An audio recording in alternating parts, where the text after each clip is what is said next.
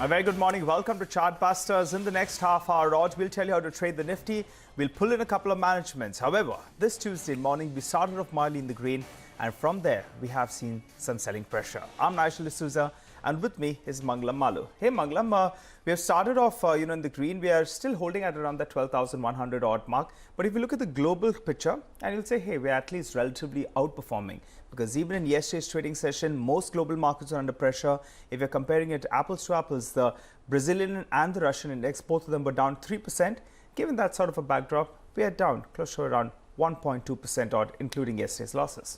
Absolutely, Nigel, but the important part is that for our markets also the decline is primarily only global, because if you take a look at the nature of the stocks which are selling off right now, we have all the metal stocks which are not doing too well. So we have Tata Steel at the low point, Vedanta lower, we have NTPC and all the others. Of course, pre-budget these stocks would have some freak moves, but by and large it is the metal stocks which are not doing too well, and a handful of mid caps also not doing too well. We have something like a Page Industries, Interglobe Aviation results and the guidance was in focus, so that stock also at the low point, and JSPL again at the low point. But we are tracking some stories coming in from the corporate world, and VST Tillers is the one. The shares were buzzing yesterday as the company signed an MoU or an agreement with Zetor Tractors. To discuss this and more, we have the management joining us, Mr. Antony Cherukara, who's the CEO of the company. Thanks a lot, Mr. Cherukara, for coming in. First up, if you could tell us the terms and conditions of this agreement in terms of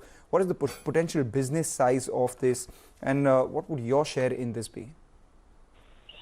Yeah, good morning and thank you.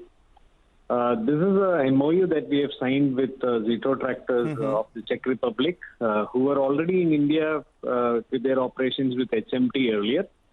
Now they are getting back into India. The MoU covers the following aspects. First is the joint development of products for India. And these developed products would be manufactured from the VST facility at Hosur. And this agreement also involves marketing of these products using the VST network in India and the global network of Zetor Tractors internationally. The agreement also includes selling of VST compact tractors through the Zetor network in the international market as well. All right. Hi, Mr. Cherukara. Thanks so much for speaking to us out here. But you must be having some targets in mind, right? What kind of a target could you have with regard to this, this MoU that you've entered with Zetor Tractors? Do you have some rough, numbers that you're working with for FY21? Will you be looking to scale it up in the next 2 to 3 years? See, the product development has a time frame of about 20 months. So phase 1 of products would be launched within 20 months. So I'm not looking for something in FY21, but definitely early FY22, we would have products coming up from this agreement with Zetor. And see, the larger segment of tractors is the higher horsepower segment. We have been present, VST has been present only in the less than 30 horsepower segment. With this tie-up with Zetor Tractors, we are going to be a major player in the higher horsepower space, which is almost 70% of the tractor industry of India. So over a period of time, we expect to have a significant presence in this market. All right, Mr. Cherukara, then a couple of questions then. First you said you all will jointly develop products. So what sort of investment are you going to put in this joint venture? The second question is that you said some of your products will also sell via their international channels. How much is the exports as a percentage of your revenue right now? And where would that go given this agreement? Yeah, currently we are exporting tractors only to the European market, namely France, Germany, Netherlands, Spain, Portugal, and Belgium. It's only about 10% of our revenues now. Zetor Tractors has a very strong presence in the Eastern Bloc in Europe. They have a very high market share. We expect to expand in the Eastern European market with our compact tractors as well. And that, I think, should happen not later than 20 months, right? I mean, that can start very soon, I believe. Yeah, definitely. That work is progressing, and we expect that to happen within the next 6 months time frame. Okay, all right. And what kind of money will you all be investing in? Yeah, the main focus is on product development. With the manufacturing facility, we have already set up for higher horsepower tractors. So much of investment won't go into setting up infrastructure, but it will be mostly into product development. So whatever is the investment required for product development, which the plans are being drawn up, so I don't have a figure right now, but we would be investing into product development You mainly. believe it's not going to be too large? It is not going to be too large. Okay, all right. The last time you joined us, Mr. Cherukara, you told us that you were hopeful to receive subsidies from some of those governments, like the Assam government you had mentioned, the Odisha government as well.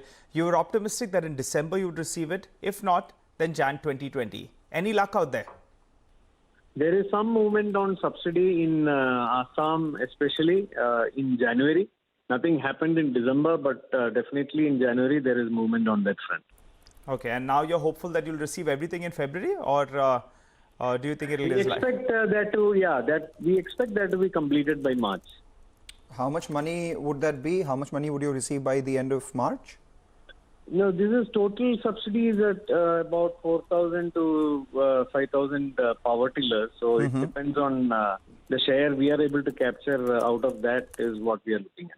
Okay, all right. And you also said, that you're hopeful that the tractor market as well will improve. You're seeing signs of traction in Maharashtra as well as Gujarat. January is almost over. Are there encouraging signs? Quarter four definitely is looking up. There are better footfalls into the showrooms everywhere. Okay. Especially in Gujarat, not so much in Maharashtra. I believe that in the next 2 to 3 months, the Maharashtra market also should pick up. The farmers are coming out of the flood they had faced in the last few months. I expect that also to pick up in the next 2 months or so. Okay. All right. And finally, before we let you go, Mr. Cherukara, if you could tell us, what you expect in terms of growth rate coming by for both your verticals, the tillers as well as tractors. You said footfalls are back into the showrooms. Rabi season sowing was also very good. So for the fourth quarter and more importantly for FY21, what sort of growth can we expect for both your verticals? Yeah, as I've said earlier, we don't expect too much growth this year, but definitely both the businesses, especially the tractor business, has been flat so far, but we expect with better performance in quarter four to end up with a small growth rate of about 4 to 5%. But the power tiller, as you know, is totally dependent on the subsidy, so it is very difficult for me to give you any figure on that. All right. So last year, I think in tractors, you did around 8,200 units. As of December, you had done roughly around 5,700 units. So you're saying that in the tractors market, you're likely to see a 4 to 5% growth on a base of around 8,200. So in the vicinity of 8,200, including the exports that we are doing internationally. So the domestic market sale last year was about 7,400 or so. On that, we would definitely see a 5% increase. All right, Mr. Cherukara, wish you good luck for the remainder of this year with this agreement and the year going forward as well. Thanks a lot for tuning in. The Street will, of course, be mindful of the numbers that you post with regards to this agreement. But before we head into a short break, here's something that you, our viewers, must take note of. Here are some key investing do's and don'ts.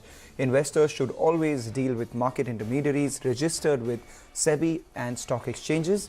They should not execute any documents with any intermediary without fully understanding its terms and conditions. And investors should always insist on contract notes from their broker. In case of any doubt with regards to any transactions, verify the genuineness on the BSE website. Investors should not also deal based on rumors or tips.